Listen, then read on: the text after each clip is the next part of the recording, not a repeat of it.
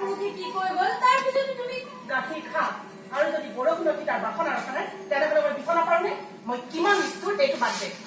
নহয় মা তুমি নিষ্ঠুৰ নহয় মইনো ক'ত ক'লো তোমাক নিষ্ঠুৰ বুলি তই কোৱা নাই মই কৈছো গাখীৰ খা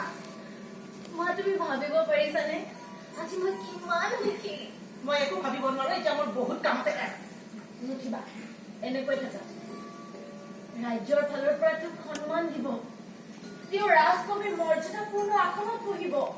সেইজন ব্যক্তি যাৰ ওচৰৰ মানুহে কোনো দিন বুজিব চেষ্টা নকৰিব যে ঘৰে বাহিৰে কেৱল লাঞ্ছনা আৰু প্ৰতাৰণা পাইছে মা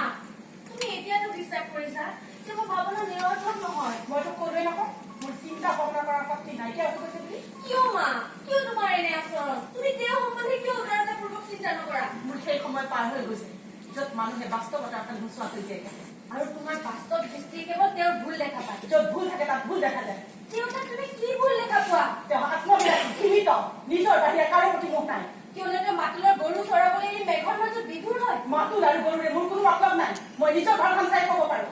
মই তোমাৰ কথা বুজিব চেষ্টা কৰিম আৰু ময়ো বিচাৰিছো তোৰ কথাবোৰ ভালদৰে বুজি ল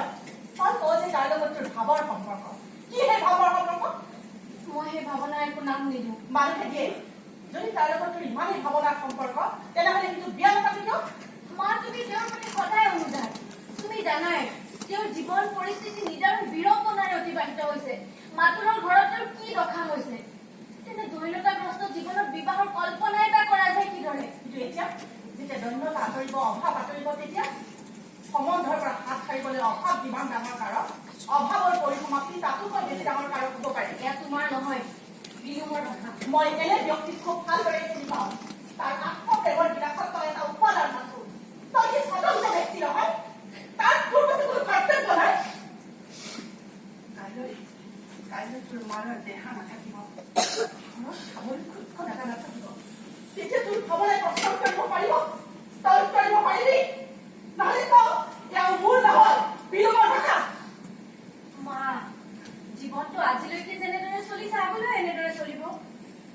আজি তেওঁৰ জীৱনে যি ক্ষণত এক নতুন মোড় পাইছে তাক মই মোৰ স্বাৰ্থৰ কথা ক'ব নোৱাৰো অম্বিকা অম্বিকা অম্বিকা ঘৰত আছনে নাই ঘৰতে আছ শুন